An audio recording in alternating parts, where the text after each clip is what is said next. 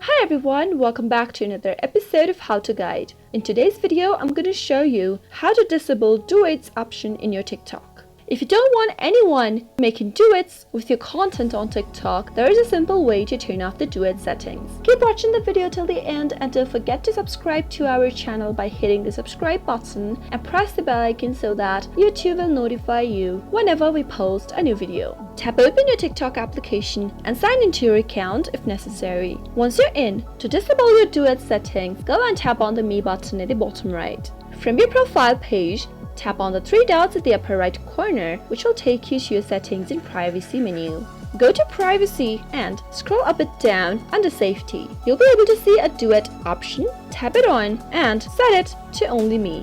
After you make this change, no one will be able to make duets with your videos. That is how you can easily disable the duet option on your TikTok. I hope you found the video to be helpful. If you did, go ahead and give us a thumbs up. Comment down below in the comment box if you have a question or a feedback for us. I'll soon be back with more tutorial episodes. Goodbye till then.